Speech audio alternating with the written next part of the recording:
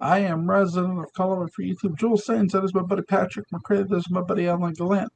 We are here to review The Guns of Navarone, starring Gregory Peck, David Niven, Anthony Quinn, James Darren from the Time Tunnel is here. This is directed by J. Lee Thompson. Screenplay is by Carl Foreman, based on The Guns of Navarone, 1957 novel by Alistair MacLean. Alistair Uh, McLean. Yeah. yeah. Cinematographer is Oswald Morris.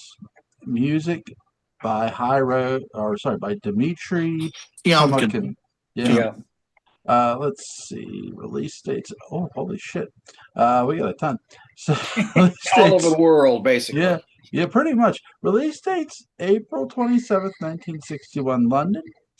April 28th, 1961, UK, and June 22nd, 1961, in the United States. Budget was $6 million. Box office was $28.9 million. So, guys, very, very much an all-star cast here. Yeah. What did you? First of all, what did you? I usually ask you guys when did you first see this? What did you guys think of this magnificent cast? Alan? Tremendous. I mean, most of these people at the peak of their powers were coming into it. Mm-hmm. Even James Darren was Mm-hmm. coming into it at this point. And actually, I James Darren is a better actor than a lot of people give him credit for. He is. Yes. He kind of had a teen heartthrob image, but Mm-hmm. he was a much better actor than people gave him credit for. And this is sort of at the beginning of his higher profile career on film and television. And he does a lot of television work over the years. Of course, he ends up on TJ Hooker, is what our generation remembers him Mm-hmm. from. But Deep Space Nine. yep, yep. And also, of course, the Time Tunnel, which should have run at least 4 years, as far as I'm concerned. But it had a good little run. Anyway, I loved that show. I loved it when it was new. I mean, I was a little kid, but I used to watch that show. Even in black and white, it came across as color because of all the sound and fury in it. So, and he was part of that for sure. We In terms of your senior cast, you've got Anthony Quinn, we were just talking about, who is he's in this movie, but he's tracking as an outsider, even though he's definitely part of the group. Which, I mean, he grabs a hold of that idea and runs with it in this film, which I think is a great thing, because then when he moves forward and he attaches himself to this woman and kind of comes back into the fold more, it works. It really works really well for him.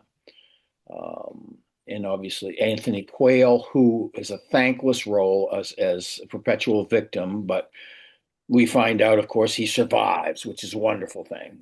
They would have really stunk if they had dragged him up and down trails in caves and hill and dale and had him die. That would not work in an early '60s adventure war movie. It would not have worked. So you kind of No. figure that out pretty soon, that he's going to come close, but he's going to survive, which is good because he's a sympathetic character. Yeah. For those of you who don't know, Anthony Quayle had a long career in the British stage as well as film. And a lot of the interiors and the interior sets were filmed in England. So, he was well known. He was a well known British actor by this time. Also, don't forget the Batman, or the guy who should have been Batman, Gregory Peck, stars in this movie. Uh, Would what have an been act! wow. Would he have been an interesting Batman? I Yeah, don't think he could have done the tongue in cheek quite so well as. no, no. Shout out to our buddy Butch Rosenbaum. He has said that many times. I Yeah. agree with him. We're going to be covering The Gunfighter on the 13th, so that's going to be a lot of fun. But which is a Gregory Peck Western. But here, no Western needed, but you do. I love how they build the tension between Peck and Quinn's character in this Mhm. movie. It's beautifully done. and he mentions to Anthony Quill's character, he says he means to kill me by the end of the war, and he's talking about Quinn's character, and it's like Hmm. when you hear that, now you know these two guys have to really work together. You're kind of wondering what's the tension between the How's two that of going to them? work? Yeah. Yeah, Well, the free trial will have ended by then, and he'll be charged for the entire year. Right. Or it's gonna be up for them. Also, of course, you've got David Niven's character, who's yes, also an adversary up until he's not. You Yeah. know? yeah. So you've got a lot of good dramatic tension in this movie. Works really well. Yeah, and Force 10 from Navarone is a good follow-up to this movie. It's a little more comedic with the action, uh, but it's a good follow-up to this Hmm. movie. Patrick, what did you think of the cast? Speaking of First 10 from Navarone, if you want to talk about comedy, give me World War II and Harrison Ford. Yeah. Yeah, Riotous, both of them. Cleaning his gun was a moment of true Talking hilarity. like this. Um, it's a great movie. I mean, this is sort of the English, Great Escape or something. Although there are a lot of Englishmen in that. It's interesting to see a World War II movie, really from the European perspective, or the Anglo perspective. There's very little American presence, except for Prairie Peck. Right. I liked that about it. That was really interesting to see.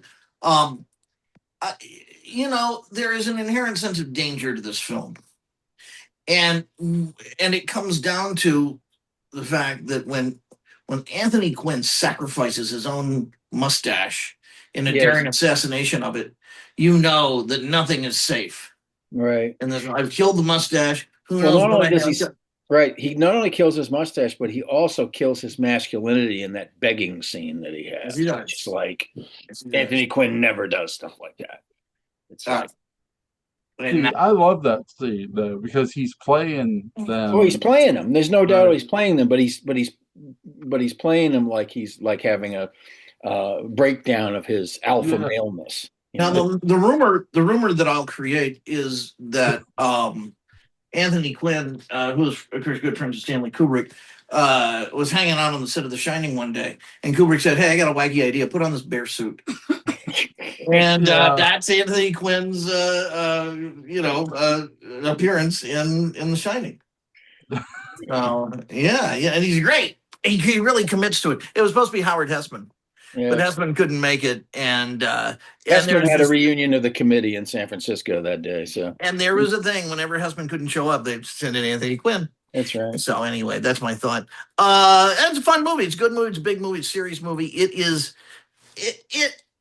It's a really strange distance from both World War II and the horrors of Vietnam, which again made war hideous again. Mhm. To where you could have a war movie, a movie about people getting shot, murdered, down the block, for 6 million people being assassinated, with wacky Dmitry Tiomkin music. Like it's a road comedy with Lucille Ball and Bob Hope. Yeah. The score to this, and you heard a lot of them back in that era. The score from Skidoo slapped on Force 10 from Navarone. Yes, and I'm just watching this thing thinking, can we whip up maybe a little more gratuitous than watching Clark Griswold's Vacation Slides? Because this sounds like the sort of music that would accompany that. Here's Rusty at the Pancake Bar. This is inherently British, and it's a British version of stiff upper and all that, and good camaraderie, except when the American shows up, and the American kind of throws cocked hat and everything. And there's an element of that in this, of course, but and they have their little breakdowns where they get all.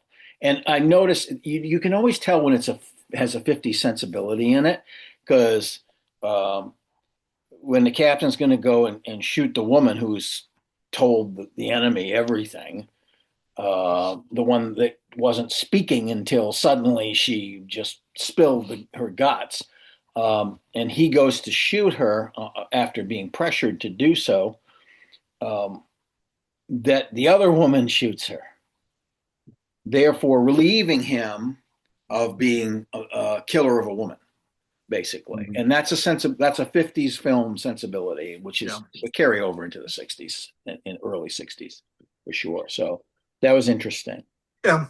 Yeah. So when did you guys first see this movie, Alan?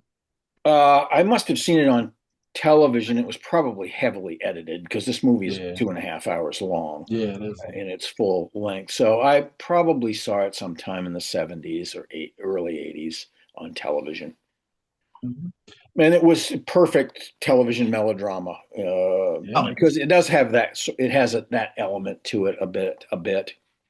I mean, it's well done. It's not. I don't. When I say melodrama, I'm not putting that down. Yeah. Well, anytime you can imagine the movie and then imagine Eddie Anderson going an all-star cast, Yeah. you're In a world. in a world. Yeah. Yeah. Yeah. Patrick, when did you first see this? I'm pretty certain this was a double videotape. It was a double VHS, maybe one of those Warner Brothers double VHS releases. One of those super long play. Yeah. Well, no. This is where you had the two tapes. Oh, you had the two tapes in a box or whatever. Yeah. Yeah. I Okay. think this was one of those, Tor or something like that. That had the big. Okay. Or Midway. Well, no, Tor or didn't, something. but you know what I'm talking about. Yeah, I did. And so it was one of those, and it was entertaining. It's a movie that for a kid even up to 13 or 14 very quickly kind of resides in the semi background, and you're aware of it. You know what's going on to it, and you come back to it, but you're busy fixing something or soldering something or whatever. Yeah, the cat or whatnot. Soldering the cat. Soldering the cat, sure. Yeah. Yeah, I got to give Oswald Morris a lot of credit. His cinematography on this is absolutely beautiful, from the climbing sequence to where the wedding is going on, the dinner, and all that. And when the village is being blown up, he shoots these action sequences and even the non-action sequences very beautifully. It's a beautiful movie. And the to night watch. scenes have that signature blue hue to them. Yes. This era. It tells you where this is how This is nighttime. This is this color process of 1961. Here we go. And it's great. Dan Curtis taking notes. For night. Seriously. Did they do this? Okay, in the daytime. Yeah, I can do it with that little blue filter. That's God. Save money. Yeah, filming the Greek island of Rhodes provided locations. The unit was based there from April to July of 1960. Quinn was so impressed with the area that he bought land nearby and later received additional land from the local government in gratitude for making the island famous. Today, the place is called Anthony Quinn Bay. Yeah. Some further scenes were shot on the islands of Gozo near Malta and Tino in the Ligurian Sea. One of the warships in the film, the destroyer escort USS Slater, then a training ship in the Hellenic Navy known as Atos, is preserved as a museum ship in Albany, New York. Cool. So there's that for that. So, writing and development. The film was part of the cycle of big budget World War II movies. Yes, it was. Adventures that included The Bridge of the River Kwai, The Longest Day, The Great Escape, Where Eagles Dare, and all those others. This was less than 20 years from the end of World War II, so everything's fresh. Yeah, I actually saw Norman, this. is that you? That was one of them.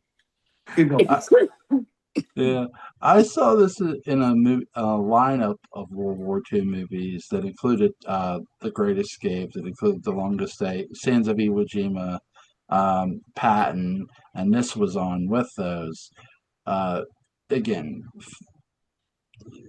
great movie this is. And Gregory Peck, such a great actor.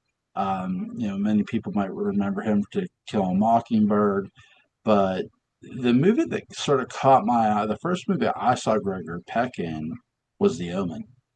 Yeah, probably me too. Yeah. Yeah. And it's like, I wanted to, after seeing his performance in that, I wanted to see more of his films.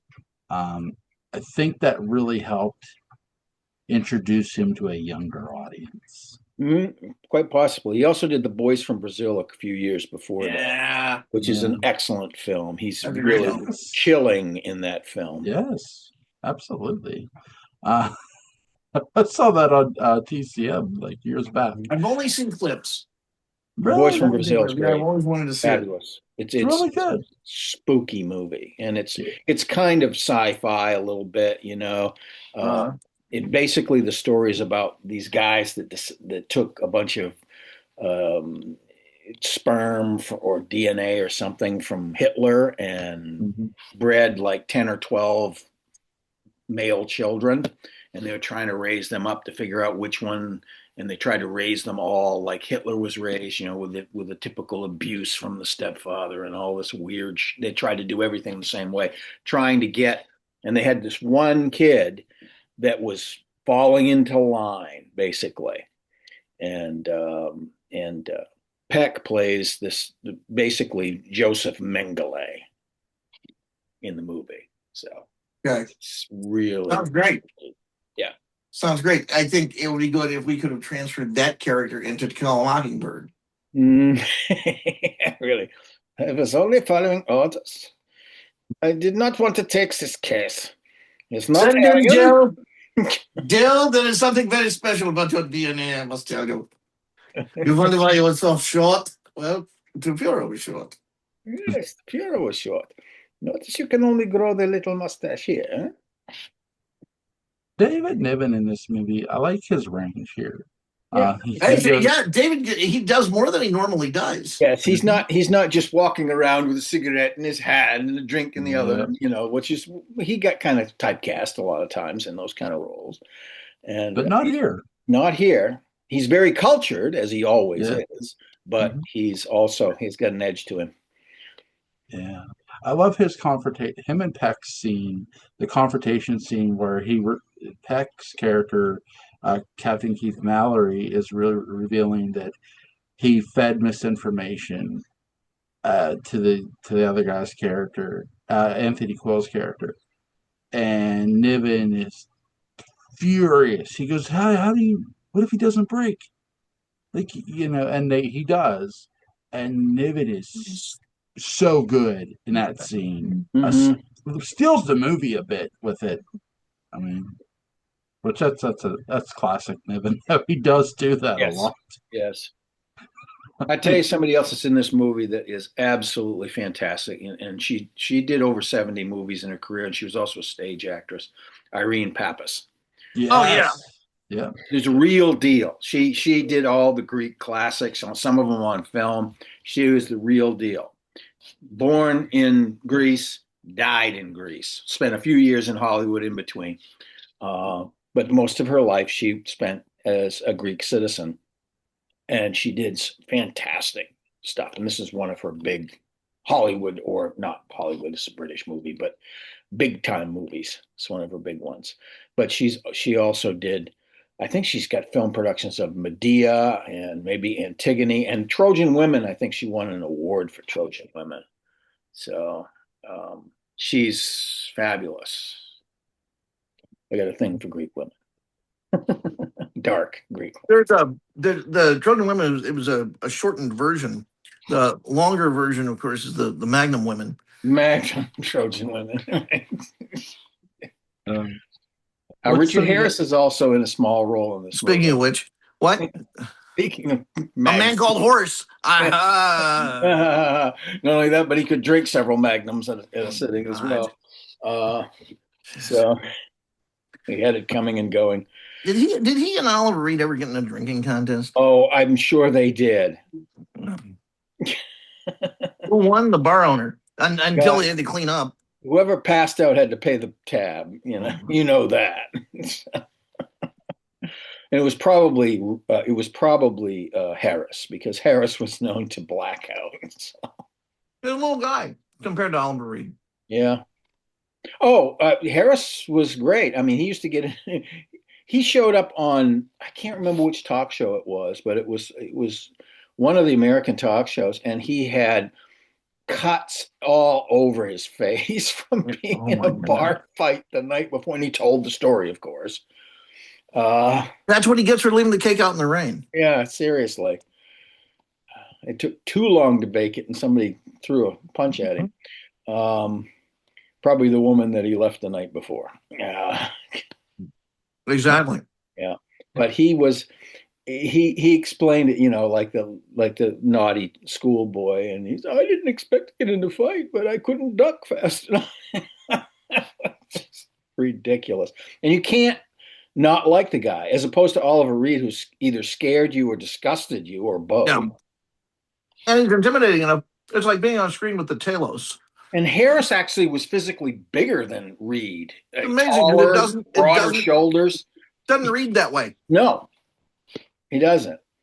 He was more of an athlete and probably drank more than Reed at one point. I mean, I know that he tapered off after a while.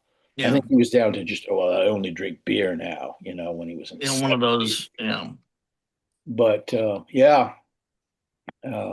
But he was well loved enough so that his they divorced. His wife was at his bedside when he passed away. That's impressive. Yeah. Richard Harris, he was in. She wasn't holding a pillow, was she? I don't think so. Not over his face, anyway. Maybe fluffing it under his head. I don't know. He was in Unforgiven with. He's great as the Duke of Death. Yes. English Bob. English Bob. The Duck of Death. Yeah. Yeah, that's a fun movie. Yeah. What's some of you guys' favorite scenes in this? I really like the scene in the tunnels where Niven is needling and confronting Peck about why don't you get your hands dirty, that kind of thing. And they're going because this woman has confessed that she could not possibly endure any pain at all, so she just told the Germans everything they wanted to know after not speaking at all. Yeah. And then Irene Pappas, offing her basically to save Beck's character from having to do it. That scene was really that was as close to horrors of war that you get in this movie, I think. That moral conundrum of war. Mm-hmm. So I enjoyed that. There are many other scenes I enjoyed. I really thought they did a great job with blowing up everything at the end. And did a fantastic job with that. And Anthony Quinn's character, it's not a scene, but it's how his character progresses throughout the movie. And he, I don't know if you call it softens, but I guess you could call it that, although he's a tough guy. But he does kind of soften on things a bit, becomes less closed off. He's like caramel. Yeah, if you put it, he enrobes things that he wants opposed. Yeah. Patrick, what's some of your favorite scenes? The dramatic demustachization scene, right? Which I never thought I would see. I'm sure the separation was difficult for both Man and Mustache. They're eventually reunited. And you know why, Joel? Because it feels so good. And because you understood. Peaches and Herb. Yeah. Anyway, so really the scene Alan was talking about really got to me. Yeah. And that was gonna be what I was gonna pick, and what I'll still pick. And I prefer it to any scene in any of those Transformers sequels. Yes. I love a lot of the spy stuff that goes on in this movie because it builds throughout the movie. Before it reveals the girl is the traitor. I do love Irene Pappas's character. Very good. You can tell she's such a great actor. Her character's been through this shit, and you can tell. And again, I just love all the tension between all the other characters, not just Peck and Nivens or Peck and Quinn's, But when Peck's character confronts the other guy who doesn't stab the guy on the boat, he's like, why'd you hesitate? Because that's to him, it's like, wait, can we trust you in situations now? And I love how that plays throughout in the movie. Yeah. I love the climbing sequence. Again, I'm a cliffhanger guy, so I Yeah. like climbing sequences. If a movie has a good cliffhanger sequence, is it cliffhung? It's well, it's well cliffhung. But my favorite shot sequence, the dinner sequence, the wedding going on, and how the soldiers surround them. Really, really well shot because you have all these people in this scene, and it's like, again, I give Oswald a lot of credit, and again, I do love Niven's and Peck's confrontation with each other, because in a sense, this is sort of teed up with when Nevin tells him, "I'm going to use you the way you used her, right? Yeah, used him. That right there was, I love Niven for that because it's like, again, he didn't always get to do that kind of stuff. Right. So there's also something about in plays. There's something called scoring that has nothing to do with music. How scenes are scored, how they're brought to a peak and then down and so on. And actors score them, directors score them. Everybody kind of works together on all of that. These scenes, thanks to the screenwriter, always are scored towards reminding you and keeping that tension alive, reminding you that this is a suicide mission. It is likely everybody's going to die. I mean, everybody has that. There's that feeling at all times, and but they push through it and they keep planning and figure out ways to get away, and they figure out ways to get past the hundreds of these Nazis and so on. But at every turn, it is still likely a suicide mission and probably will fail. One of those kind of low percentage things. So it's scored so that you're reminded of that. The characters have their tensions explode. The scene with the Nazis at the wedding, it's like this close, this close, this close the whole time. Somebody's going to put up three fingers like that, and they're going to notice, like they do in Inglourious Bastards, and something's going to happen. It doesn't, but it could at any second. So there's several scenes like that, and there's another great scene that I forgot about. I want to mention too, and that's the scene where they overpower the Nazis in the doctor's office. Wow. Yeah. And they tie the guy up, and he says, "Tell me where yada yada," and he says, "I won't tell you where yada yada is." And he says, "Tell me," or like this, and he says, "No. There are many situations in which you would kill me, but this isn't one of them." Yeah. There was like an honor among these combatants. And he also basically told him, "I'm not like this SS guy. I'm not going to abuse this wounded person. We take care of wounded people. You may spend a couple of years in a POW camp, but we will not torture him like that." So that was a cool scene too. I enjoyed that. Yeah. That's where I think Quinn's character was spurging out on the floor. Yeah. So good. So good. Scale 1 to 10, what do you guys give the movie? It's a 10. Force 10. Yeah, sure. Absolutely. Force 10 before Force 10. Yeah. Forrest Tucker. It's such a great. Well, Forrest Tucker is definitely was a 10. Twice over.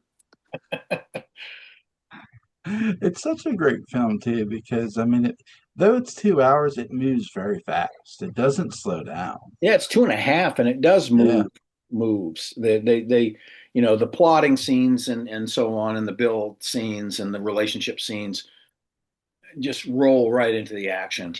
Really nicely done. Really nicely done. Oh yeah, absolutely. Let's see. Is there anything you guys want to add about the movie?